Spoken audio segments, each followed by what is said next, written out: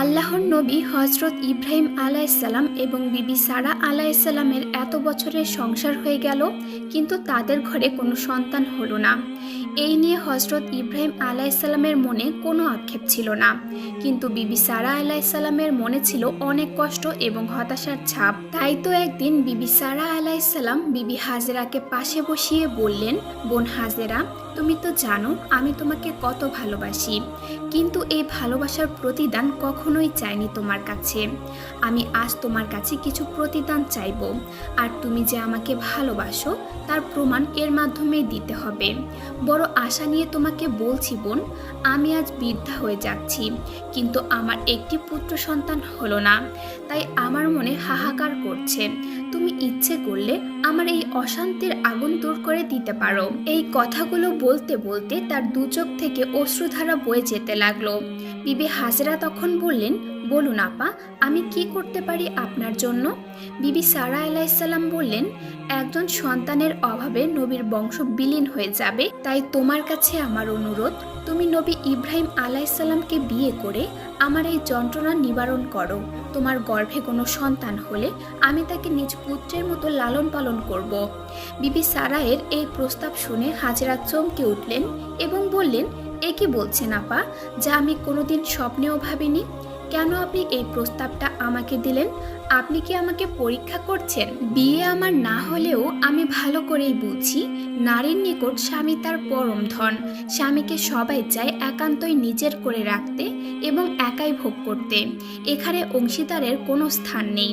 এই অমূল্য কথাটি আমি বুঝি, সুতরাং কোনোভাবেই এটা আমার দ্বারা সম্ভব নয়।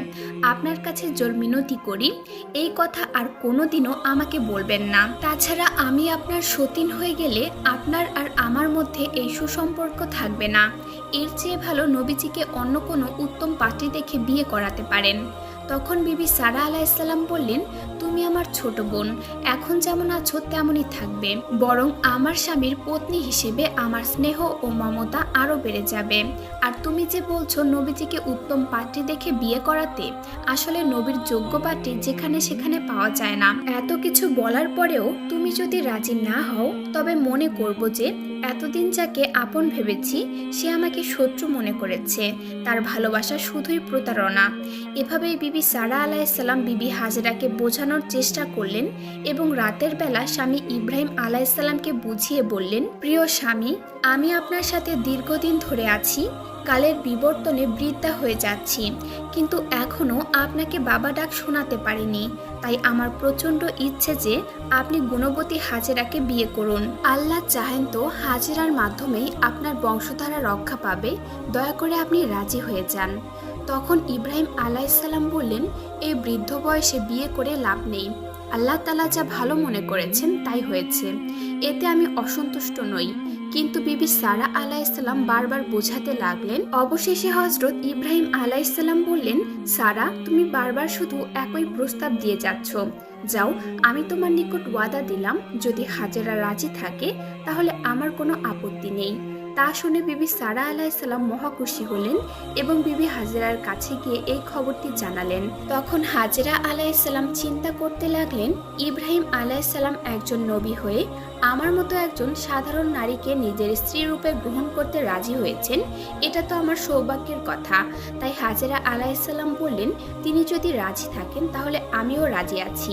এই কথা শুনে বিবি সারা আলাইসাল্লাম খুশি হয়ে হাজেরার কপালে একটা চুমু দিয়ে বললেন, প্রিয় বোনটি আমার, এই শুভ পরিণয়ের মাধ্যমে তোমাকে যেন আল্লাহ তাআলা এমন সন্তান দান করেন যার মহান কীর্তি সারা দুনিয়ার বুকে ছড়িয়ে যায়, আর নবী ইব্রাহিম আলাইসাল্লামের নাম যেন গোটা বিশ্বে অক্ষয় হয়ে থাকে। আল্লাহ তাআলা বিবি সারা আলাইসাল্লামের এই দোয়া কবুল করে নিলেন।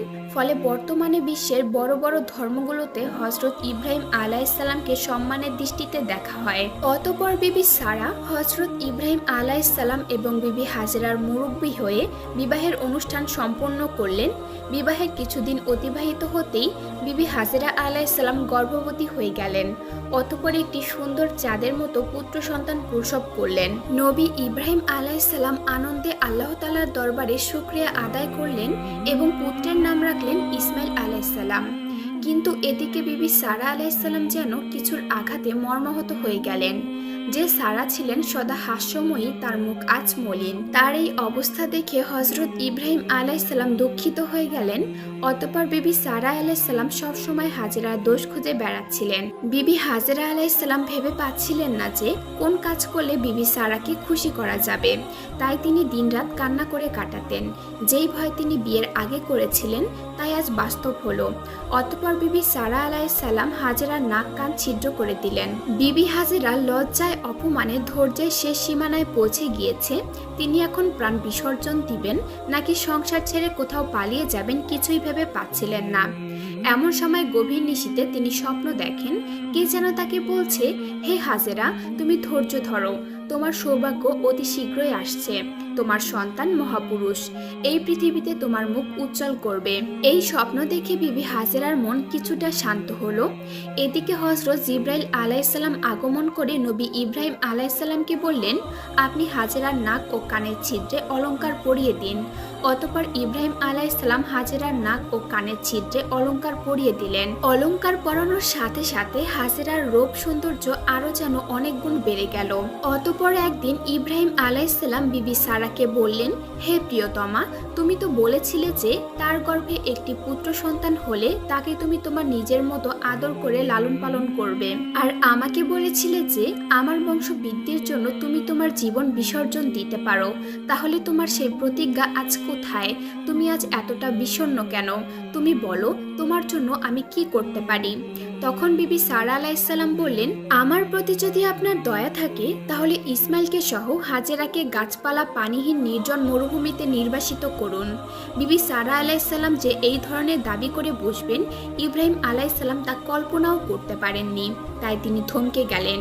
কিছুক্ষণ পর তিনি বললেন, হে সারা, তাহলে তুমি আমার এবং হাজেরার অমত থাকা সত্ত্বেও যুক্তিতর্ক দিয়ে আমাদের বিবাহ বন্ধনে বাধ্য করলে কেন? তখন বিবি সারা আলাইহিসসালাম বললেন, ওইসব বাদ দিন, আমি এখন যা বলছি তাই করুন। ফলে ইব্রাহিম আলাইহিসসালাম চিন্তিত হয়ে পড়লেন। এমন সময় হযরত জিবরাইল আলাইহিসসালাম আল্লাহ তাআলার বাণী নিয়ে আগমন করলেন এবং বললেন, হে নবী ইব্রাহিম, আপনি চিন্তা করবেন না, সারা যা বলেছে আপনি তাই করুন। অতঃপর সকালবেলা হযরত ইব্রাহিম আলাইহিসসালাম এক কাঁদি খুরমা এবং এক মগ পানি উটের পিঠে রেখে প্রস্তুত করলেন এবং বিবি হাজেরা আলাইহিসসালামকে বললেন, হাজেরা, ইসমাইলকে কোলে নিয়ে উটের পিঠে আরোহণ করো। তখন হাজেরা আলাইহিসসালাম 6 মাসের শিশুপুত্র ইসমাইলকে নিয়ে উটের পিঠে আরোহণ করেন। অতঃপর চলতে লাগলো। হাজেরা চলতে চলতে অশ্রুধারা প্রবাহিত করতে লাগলেন। তার মনে একটাই চিন্তা, সংসার ছেড়ে কোন অজানা গন্তব্যের পানে স্বামী তাকে নিয়ে যাচ্ছেন। কয়েকদিন পথ চলার পর তারা নির্জন মরু ময়দানে উপস্থিত হলেন। সেখানে কোনো গাছপালা কিংবা লতা পাতা নেই, শুধু সূর্যের তাপ আর বালুকাময় ভূমি। এমনকি এক ফোঁটা পানির ব্যবস্থাও সেখানে নেই। একটু দূরেই আছে সাফা ও মারোয়া পাহাড়। ইব্রাহিম আলাইহিসসালাম বিবি হাজেরা এবং তার দুধের শিশুকে সেখানে নামিয়ে দিলেন এবং বললেন, হাজেরা, তোমরা এখানেই থাকো, আমাকে ফিরে যেতে হবে। এই বলে তিনি স্ত্রী এবং একমাত্র শিশুপুত্রকে সেখানে রেখে রওনা হলেন। তখন বিবি হাজেরা আলাইহিসসালাম অত্যন্ত ব্যাকুল হয়ে বললেন, প্রিয় স্বামী, আমাদেরকে এই নির্জন মরু ময়দানে একাকী রেখে কোথায় চলে যাচ্ছেন? এই শিশুকে নিয়ে আমি কি করব? তার আহার পানির ব্যবস্থা আমি কিভাবে করব? তখন ইব্রাহিম আলাইহিসসালাম কান্না বিজড়িত কণ্ঠে হযরত হাজেরা আলাইহিসসালামকে বললেন, হাজেরা, তুমি ধৈর্য ধারণ করো, আমি আল্লাহ তাআলার আশ্রয়ে তোমাদেরকে রেখে যাচ্ছি। তখন কাতর স্বরে হাজেরা আলাইহিসসালাম বললেন, তাহলে কি এটা আল্লাহর হুকুম? ইব্রাহিম আলাইহিসসালাম বললেন, হ্যাঁ, এটা আল্লাহর হুকুম। তখন হাজেরা 2 চোখের পানি ছেড়ে দিয়ে বললেন, প্রিয় স্বামী, যে পানি আর খুরমা দিয়ে গেলেন, এগুলো দিয়ে 2-3 দিনের বেশি আমার শিশুও বাঁচবে না আর আমিও বাঁচব না। এই বলে হাজেরা শিশু ইসমাইলকে নবী ইব্রাহিম আলাইহিসসালামের কোলে দিলেন। পুত্রকে বুকে জড়িয়ে ধরে ইব্রাহিম আলাইহিসসালাম তার কপালে চুমু দিয়ে চোখের পানি ছেড়ে দিলেন। কিন্তু কি করবেন, এটাই আল্লাহর হুকুম। অতঃপর তিনি হাজেরার কোলে পুত্র ইসমাইলকে তুলে দিলেন। তখন হাজেরা বললেন, প্রিয় স্বামী, বাড়িতে গিয়ে বোন সারার কাছে আমার সালাম দিবেন, আমার জন্য দোয়া করতে বলবেন। আমার ব্যাপারে তিনি দোষী নন। দুনিয়াতে যা কিছু ঘটে একমাত্র আল্লাহ তাআলার হুকুমেই ঘটে, সুতরাং তার ব্যাপারে আমার কোনো অভিযোগ নেই। তারপর ইব্রাহিম আলাইহিসসালাম হাজেরার নিকট থেকে অশ্রুসিক্ত নয়নে বিদায় নিয়ে বাড়ির দিকে রওনা হলেন। চলতে চলতে আবহা নামক এক স্থানে ইব্রাহিম আলাইহিসসালাম উটের পৃষ্ঠ থেকে নেমে গেলেন এবং আল্লাহ তাআলার দরবারে কেঁদে কেঁদে বললেন, হে প্রভু, হে দয়াময়, আমি আমার কলিজার টুকরা পুত্র ইসমাইলকে আর আমার প্রিয়তমা স্ত্রী হাজেরাকে তোমার হেফাজতে রেখে গেলাম। এদিকে বিবি হাজেরা মরু ময়দানে আল্লাহ তাআলার উপর ভরসা করে পড়ে রইলেন। অতঃপর রাত্রি যখন গভীর হলো, তখন বিরাট একটা বাঘ এসে বড় বড় আওয়াজ করে হাজেরা এবং ইসমাইলের চারিপাশে ঘোরাফেরা করতে লাগলো। তখন হাজেরা ইসমাইলকে বুকে জড়িয়ে ধরে কেঁদে কেঁদে বললেন, ওরে বাঘ, তুমি আমাকে খেয়ে নাও, দয়া করে আমার ইসমাইলকে খেও না। আল্লাহর কুদরতে চুপচাপ বাঘটি চলে গেল। বিবি হাজেরা খুরমা আর পানি খেয়ে কয়েকদিন কাটিয়ে ফেললেন। একসময় খুরমা এবং পানি দুটোই শেষ হয়ে গেল এবং বুকের দুধও শুকিয়ে গেল। মা এবং শিশুর পিপাসা চরমে পৌঁছে গেল। স্তনের বোটা চুষে দুধ না পেয়ে শিশু ইসমাইল আলাইহিসসালাম চিৎকার করে কাঁদতে লাগলেন। বিবি হাজরা ইসমাইলকে কোলে নিয়ে তার নিজের জিহ্বা পুত্রের মুখে দিয়ে লেহন করাতে লাগলেন। পিপাসার তাড়না এবং মরুভূমির উত্তাপে দুধের শিশু ছটফট করতে লাগলো। ক্ষুধায় কাতর শিশু ইসমাইল আলাইহিসসালাম যেন তার শক্তি হারিয়ে ফেলেছে। তার কণ্ঠস্বর ক্ষীণ হয়ে আসছিল।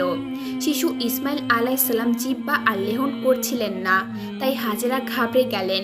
তিনি ভাবতে লাগলেন, আমি কিসের জননী হলাম, কেন আসলাম এই দুনিয়াতে? বেদনায় তার হৃদয় হু হু করে কেঁদে উঠল। অতঃপর একটি জায়গায় নিথর ইসমাইলকে শুইয়ে রেখে হাজেরা পানির সন্ধানে দৌড়াদৌড়ি করতে লাগলেন। কিছু দূর যাবার পরই তার মনে হতে লাগলো, তিনি একই করছেন। তার হৃদয়ের ধন আর চিরতরে বিদায় হতে যাচ্ছে, আর তিনি তাকে ফেলে রেখে যাচ্ছেন। একই নিষ্ঠুর ব্যবহার, একই মায়ের কাজ, একই আমার সন্তানের প্রতি ভালোবাসা। এসব ভেবে তিনি আবার শিশু ইসমাইলের কাছে দৌড় দিলেন। কিছু দূর গিয়ে ভাবলেন, বসে থাকলে তো চলবে না, তাই তিনি আবার পানির সন্ধানে পুনরায় সাফা পাহাড়ের দিকে ছুটলেন। সাফা পাহাড়ের উপরে উঠে এদিকে তাকান ওদিকে তাকান, আবার বাচ্চার দিকেও তাকান। তিনি চারিপাশে পানির তালাশ করতে লাগলেন, কিন্তু কোথাও কোনো পানির সন্ধান পেলেন না। অতঃপর সেখান থেকে নেমে এসে আবার মারোয়া পাহাড়ের দিকে দৌড়াতে লাগলেন। মারোয়া পাহাড়ে উঠে চারিপাশে পানির তালাশ করতে লাগলেন, কিন্তু কোথাও এক বিন্দু পানির সন্ধান পেলেন না। অতঃপর বাচ্চার নিকট গিয়ে দেখলেন যে ক্ষুধা আর পিপাসায় শিশু ইসমাইল আলাইহিসসালামের চেহারা বিবর্ণ হয়ে গিয়েছে, এখন আর কাঁদতেও পারছে না। হাজেরা চিৎকার দিয়ে শিশুকে বুকে তুলে দেখেন শিশু ইসমাইলের বুকটা ধুক ধুক করছে। হাজেরার শরীরটা থরথর করে কাঁপতে লাগলো, দুই চোখ অন্ধকার হয়ে এলো। তিনি চিৎকার করে বললেন, হায় হায়, তাহলে কি আমার বুকের মানিক শেষ হয়ে গেল? না না, আমি এই দৃশ্য সইতে পারবো না। হাজেরা আবার তাকে শুইয়ে দিয়ে অতি কষ্টে পাহাড়ের দিকে দৌড় দিলেন।